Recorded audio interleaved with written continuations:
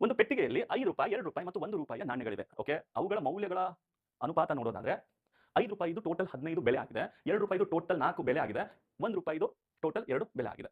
ಪೆಟ್ಟಿಗೆಯಲ್ಲಿ ಒಟ್ಟು 112 ನಾಣ್ಯಗಳು ಇದ್ದರೆ ಪೆಟ್ಟಿಗೆಯಲ್ಲಿ ಎಷ್ಟು ₹2 ನಾಣ್ಯಗಳು ಇದಾವೆ? ಈಗ ಇಲ್ಲಿ ಟೋಟಲ್ ಕೊಟ್ಟಿರೋದು ವ್ಯಾಲ್ಯೂ 112, ಅದು ನಾಣ್ಯಗಳ ಸಂಖ್ಯೆ. ಅಂದ್ರೆ ಈಗ ಬೆಲೆ 15 ಬಂದಿದೆ. ಯಾವುದು? ₹5 ಬೆಲೆ 15 ಬಂದಿದೆ. ಅದೇ ರೀತಿ ₹2 4 ಬೆಲೆ ಬಂದಿದೆ. ಓಕೆನಾ? ಅದೇ ರೀತಿ ₹1 2 ಬೆಲೆ ಬಂದಿದೆ. ಸೊ ಇದನ್ನ ಅನುಪಾತ ತಗೊಂಡ್ರೆ 5 1 5 3 ಅಂದ್ರೆ 3 ನಾಣ್ಯ, 3 ಭಾಗ, 3 ನಾಣ್ಯ ಅಲ್ಲ, 3 ಭಾಗ ನಾಣ್ಯ, ಇದು 2 ಭಾಗ ನಾಣ್ಯ, ಇದು 2 ಭಾಗ ನಾಣ್ಯ. ಇದು ಮೌಲ್ಯ.